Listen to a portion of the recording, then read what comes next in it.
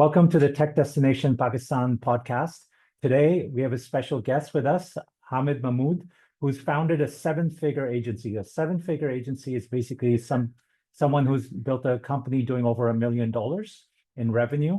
And it's something that many entrepreneurs aspire to, and few people actually get there. So Hamid is also the author of Seven-Figure Agency Mindset A to Z book, a very comprehensive book on this, and it's a great read. If you do want to establish a seven-figure agency, I recommend it. It's got more information than you need, but you can skim through it, and it's got lots of ideas for you on how to find your niche, how to do Facebook marketing, etc.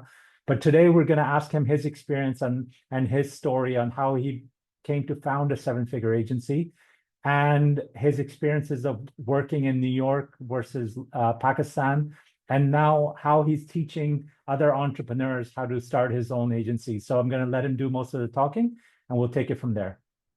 All right, thank you. Thank you, Amir, first of all, for having me on the show. And glad to know that we have international audience as well. So I'll just tweak down my conversation towards being a little bit more international too. Just wanted to update a few things that Seven-Figure Agency Mindset is a book. It's also a concept. So seven-figure, like $1 million, could be a $1 million business, $1 million digital marketing agency, $1 million software development agency as well, and could be actually eight or nine as well. But seven-figure is, of course, the most difficult part when you're struggling and you want to make your first seven-figure. And as soon as like you make your first seven-figure and you go beyond, then you have means and resources. And with the right approach, you can actually go to eight, nine figure as well. So my company name is actually Software Pro Digital and Software Pro Group. So we are a group of companies where we house quite a few brands under it. So my book is like one of it. And then we run a coaching program that's called leadgendone.com, where we train like tens of entrepreneurs through a mastermind, which is a concept of mostly like Western countries. But we brought that back to Pakistan as well, where the high-performing entrepreneurs can actually get to know each other, share strategies, and the plans and executions and the coaching as well, everything together. Then I started off like from agency standpoint back in 2013 and 14, but that was not it. I started working when I was 18 years old. I'm 38 right now. So 20 years into the journey, worked in call centers, worked in customer support, worked in Fortune 500 companies, in business process outsourcing as well. Before I even like I was doing my freelancing. I was actually leading the team of like software development, sales teams, even like sometimes the whole organizational small software houses as well. Before I started off like my journey for entrepreneurship, and then I felt like, okay, like now I can do it. So a lot of people think that okay, right after graduation, I'll just boom and go ahead and start hit the entrepreneurship. It doesn't work this way. So entrepreneurship is actually have like a set of traits that you need to have in order to nail like a really good thing. So I'll start with a concept and then we'll do like a two-way conversation. Um, so the what is the mindset which normally stops you from growing? So that's a very important question because I directly coach people as well. So I know like where are they stuck. The biggest problem in people when they want to grow is they want to utilize all of their 160 hours or maybe 200 hours if they work more, or maybe 240 hours if they work too much to generate the income, to generate the money. However, if you understand the concept that the middleman is the most successful businessman, I'm going to repeat it. So middleman is the most successful businessman. And of course, if you have to stay in the middle, then you have to have certain traits as well, being a great entrepreneur. And you don't become a great entrepreneur, of course, on the day one, but you have to have like some set of traits in you. So when you change your mindset that, okay, now I'm not going to execute everything. Like, for example, you are a digital marketer, or for example, you are a software developer. One thing is you got a app development project and you start executing it because you know that you nail it. You do it better than all, right? Perfect. I understand. How about like you learn some entrepreneurship and so in my book you mentioned like it has certain chapters. So uh, I've written down like 7 to 8 chapters on sales, right? And then I've written down like about 5 chapters on operations management, right? So you actually work in between like these two departments, sales and then operations management. So if you want to grow, stay in the middle, learn the sales, learn the lead generation, learn how to close, learn how to communicate, learn how to negotiate, and learn how to go unlimited. Learn how you make cost per profit per consumer. For example, you close down a digital marketing project, you're charging $500 a month to the client. I'm just giving you like a very low level number. $500 to a client, your cost is $250. So you're making like $250 a month as a profit from one client. So that's like, let's call like cost per profit per consumer, right? And then how about like if you multiply that to 10x or 100x or 200x or 500x, right? So at one side you have to be a pro into the sales and lead generation and negotiating and communication and professionalism as well. On the other hand, you have to learn how to be a great leader, right? How to handle operations in a way that you rock actually, right? So for that, I recommend reading a book that's called Traction, Get a Grip on Your Business, which explains entrepreneurial operating system. You can actually read my book as well, and there will be like a few chapters about entrepreneurial operating system. So you have to hire people. So you get a sale, you become a consultant, stay in the middle, and then you either hire full-time employees or you find like good vendors or good software companies or marketing companies and have a contract with them, have a contract that what are your quality standards, how do you want to work, what time zones do you want to work, what prices do you like, preset everything, and then start generating leads, start outsourcing or start getting that in-house and keep on improving it. On one side, you're doing sales and lead generation. On the other side, you have to be focused on hiring people who can actually get that work executed. Now, when you get the work executed from the people or from humans or from human capital, then you would need people to support, like you would need project managers, you need human resource, you need admin, you need the management, you need the hierarchy, you need like a proper traction system. So that's what you need to learn. Once you become like a mature, you start getting mature, and all you have to do is set up the standard operating procedure, set up the systems for the sales, set up the system for the production management, and imagine like a lot of big companies in the world, like they have 100,000 employees or 50,000 employees and 1,000 employees or 500 employees. Why Pakistan is very focused on freelancing. And this is actually unfortunately this is a bit disappointing for me. Like for example, if we have like 2.5 to 3 million workers in Pakistan, then I would say like more than 90% are freelancers who want to work solo.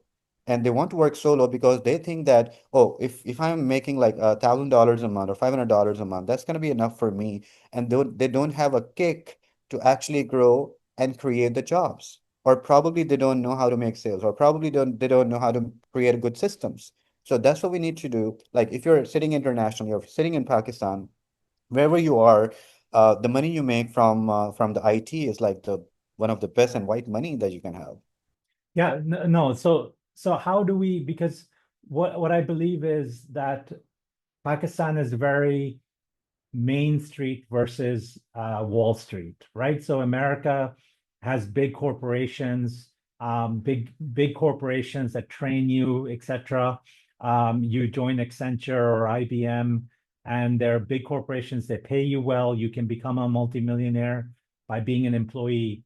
In Pakistan, they tend to be small entrepreneurial organizations. Someone who worked for an agency like yours, they become an offshoot, and then they start their own thing.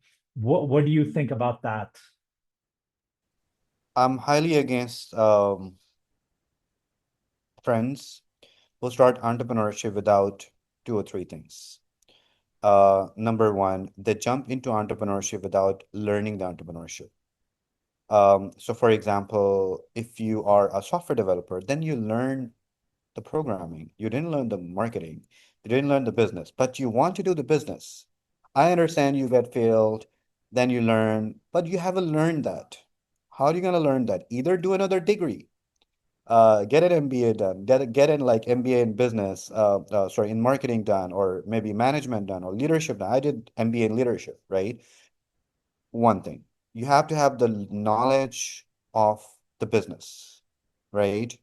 If not done, start right now. The people I coach, I force them to start reading books. They're like, Hamid, I can't study. Man, you want to be the best in the world? You have to do that. Otherwise, I'm going to take you off my coaching program. Okay, Hamid will do that, right? So you have to adopt the traits of the best people in the world, and they read books. They learn the knowledge, and we don't have the temperament we just like, okay, give me like a 10 hours course and just tell me the hack to be a millionaire. That it doesn't happen this way, right? You have to go through a process. You have to understand. You have to find like the best organic way to, grow. That's number one. You have to have the knowledge. Number two, and since we don't have like bigger corporations like Google, Microsoft, or like a bigger organization, like you're sitting in San Francisco or New York City for like a Salesforce. Number two, start working in mid-level agencies. Start working in small agencies. Start working in larger agencies as well. Who's stopping you for it? Yes, the only thing that stops you is you want to make more money. You want to make more money. That's why you don't work in the agencies. That's why you don't want to work in software companies, right? So I'm not stopping you for making more money. I'm just saying have 10,000 hours completed in a software company, in a marketing company, in a mid-sized, small, large company, and then see like once you get turned into like entrepreneurship, after that, thank me later. Okay. So that's the second thing that you actually get to work with someone, get to work with. Of course, when you're working in agency, you have mentors, you have team members, you have the system, the processes to work, and then you actually visualize everything, right? That's the scenario number two. Scenario number three, you can't wait. Okay, I understand you can't wait. Then you have to pay. You have to pay for the coaching programs. You have to pay for the mentorship. If you don't want to fail, then learn from other people's failure because you don't want to go like directly into $1 million. Then you have to take your money out of your pocket, just like Goras do, just like people in America do, just like Western countries do. They have coaching programs, they have mastermind programs. Then you have to find a good coaching program for yourself for entrepreneurship, for agency making, and spend there. So unless or until you do these three things, you would never have the mindset to thrive. You would never have the mindset to do the excellence. And one thing I say to all of my like entrepreneur students or my trainees is that um, read the book Good to Great. Good to Great.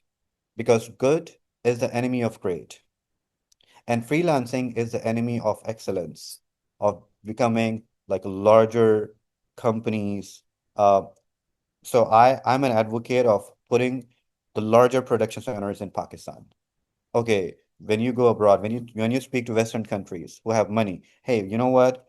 I'm not like a one man guy. I can actually set up the whole production center for you. I can set up a whole marketing agency, delivery center for you. That's what I want to see the guys doing. And they're like, okay, I can work for you, sir, like 10 hours per week. That's the mindset. And even the larger companies are even trying to, do this mindset. Why don't they just go ahead and tell them that Pakistan is a tech destination? Pakistan is a destination, one of the best destination. I've been to many Western countries. I've been to Far East, I've been to Western, the Europe, the North America, the Middle East, and everywhere. Lahore, Karachi is one of the best tech destination in the world. I can tell you. I love other cities as well, but no comparison. Like one of the best people. So how do you go about recruiting? And then how do you, because you yourself are an entrepreneur, how does someone go start? Basically, it would be through first working for someone, then taking coaching programs, which are really big in the US, especially um, working for these systems and etc. And then yeah, so those types of programs, and then you start and you learn and you go through failures and you build up your systems to do that. You're a big proponent of having systems, is that right? Of course, because I'm a big advocate of having systems because I want people to excel big. As I said, people like goodness. I like greatness. I want to see people doing great, not good. Okay, and your own experience. So what was it? You worked in all these agencies, then you started your own. How did you get your first client? Um, I think in when I started like the freelancing in 2013, after working like 7, 8 years into so my when I was an employee, I was sales head for marketing and software development company. So my job was to land like between 10 to 20 projects or clients a month. So getting the client was the most comfort zone I can have.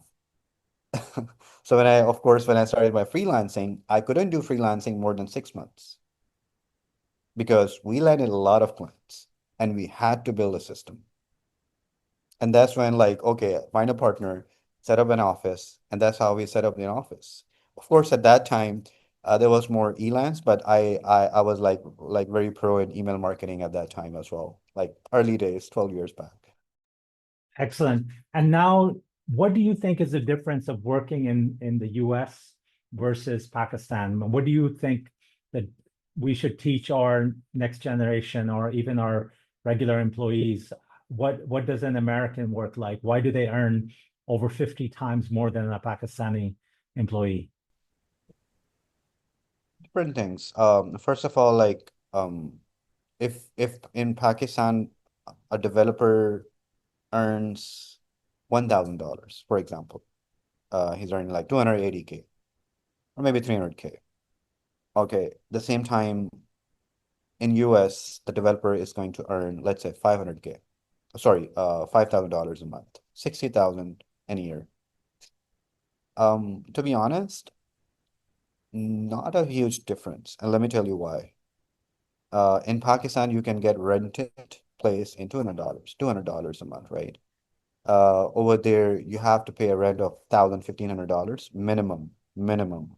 Like if you're just one person, if you have a family, then $2,500, $3,000. Like and I'm talking about the areas which are not posh. Then you have to pay a mortgage, you have to pay a lot of other things like maybe auto, grocery and all. So I've seen that even in US, people may be left with $1,000, $1,500 or so. So one reason that they earn more than us is because they are expensive than us as well, right? So that's one thing. However,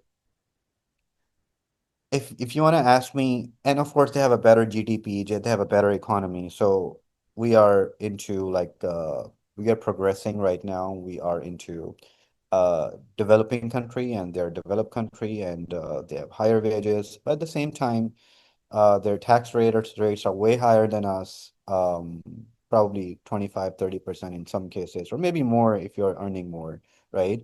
So you're pretty much like cut off with like very, very little money. So if somebody is earning good over here, he can probably earn over there as well, pretty good as well.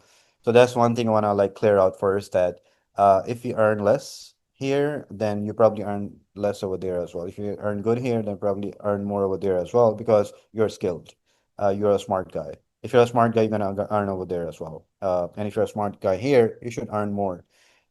Second thing, it's the so let's talk about what's the difference in the mindset between an American and Pakistani, or maybe a Western country and Pakistan. We go by process. In US, I'm talking about. In US, they go by process. If they have to start a business, they probably take an year to start a business, to hit or to go live. And if you want to start the business, you want to go right next week. That's the difference number one.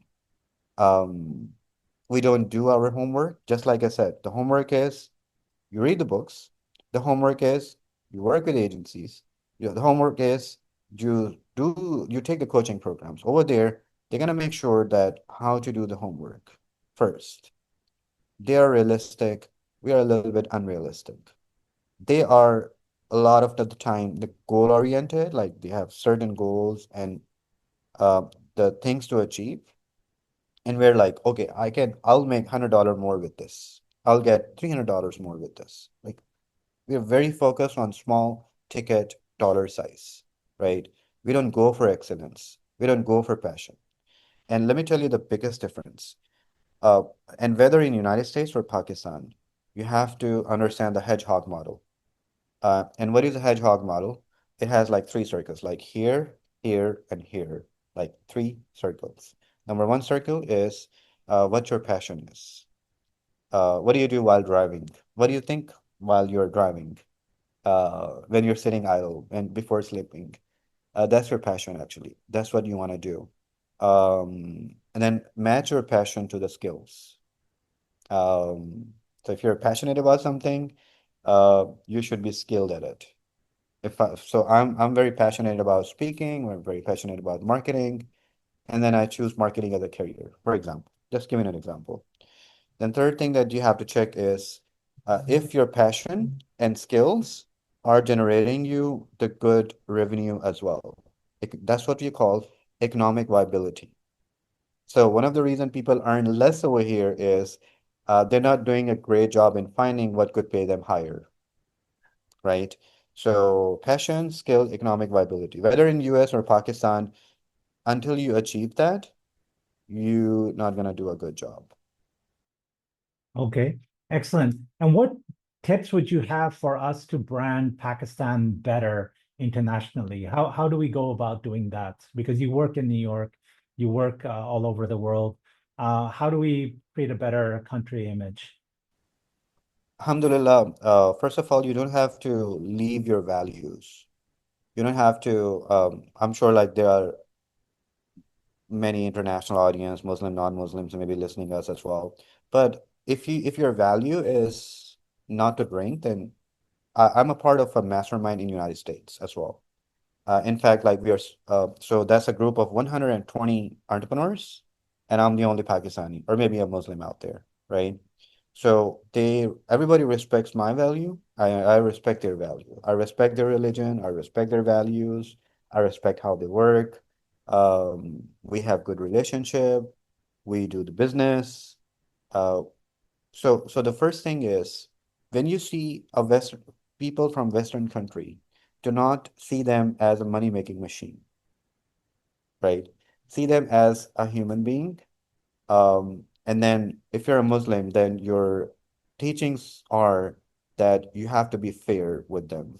You have to be fair all the time with them. Either do a fair business. Uh, there's a word that's called mohsin, right? So mohsin means that you actually want their benefit. You actually want to see them being successful in their business. So there is a difference in the mindset. One mindset is get as much money as possible, no matter what, from Western countries, from high GDP countries. The second mindset is help them do a better. The second mindset is help them do a better business and then support their businesses. And along the way, you make money, they make money as well. So becoming absolutely fair with them, supporting their businesses, and helping them just like an extension of their business that they can feel, oh, I can trust them. Oh, they are skilled. Oh, they are passionate. Oh, they're loyal to me. So if you work with them like this, they can actually guess you. They can actually have good vibes about you. And once they get good vibes about you, you get a lot of business. And then what would you put into the education system in Pakistan if you were, let's say, if you were in charge of the education system and you were looking at how to reform universities, what would you be teaching, especially in this AI era and this new digital marketing era that's going on? You'll be surprised with my answer. Let me tell you what, Pakistan has everything, and I'm highly against the people who keep chanting about it. Because which degree do you want that you can do from Pakistan? You're gonna find universities and colleges. You're gonna find it. You know where the problem is? The problem is in the people. And you know what the problem is? The problem is they don't find the right degree for themselves because they don't learn the knowledge for it, right? You know why people fail? Why the careers are fail? Because they do the degrees just because they had certain marks. Oh, I got these marks. Based on these marks, I should do this degree. No, it doesn't work this way. It doesn't matter you got low marks or high marks. If you, let's say you wanna do IT, you wanna do project management, you wanna do marketing, you wanna do software development, you wanna do programming, you wanna do like design, or you wanna do like whatever, go for it. Only do that degree in intermediate, high school, in university, wherever you are. Only do those degrees. That's going to help you after 10 or 15 years of your career. And if you're not doing that, then you're going to do a bad job. And that's why people are like, oh, leave the degrees. That was your problem. You did the bad degree. You made a bad decision. Now you're faulting the education system? No. Education system is only there for conceptual learning. It's not there to tell you how to set up the ad campaign. That's gonna keep evolving. Education system is only for you to getting you the concepts. So learn the concepts, do the right degree, but then in the free time, do not waste that time with the friends who are losers. Spend time with the winners, read the books, learn the certifications, and then no one can actually stop you. It's actually the people who are stopping themselves by wasting the time. Excellent. Excellent motivation from Hamid Mahmood, author of the Seven-Figure Agency Mindset, and one of the premium entrepreneurs that we have in the country. Thanks, Hamid. Where can people get in touch or follow you or get your book? Yeah, so you guys can actually Google me, Hamid Mahmood Pro or digital or seven figure, as well as you guys can connect with me on LinkedIn, Hamid Mahmood. You guys can connect with me on Facebook, again, Hamid Mahmood, Instagram, Hamid Mahmood. If you wanna get the book, so that's hamidthepro.com. It's HAMIDTHEPRO.com. You go over there, you're gonna see 2 or 3 tabs. One, if you need a consultancy. Two, if you wanna buy the book. Three, I'm going to have like a big event of like 500 to 800 entrepreneurs in November 28th for the coaching for 2 days. So if you wanna join that, so just click the link and join the big masterclass. Excellent. Thanks, Hamid, for your time. This has been Amir Anzur from Tech Destination Pakistan, a part of Pakistan Software Export Board. Thank you. Thank you, Amir.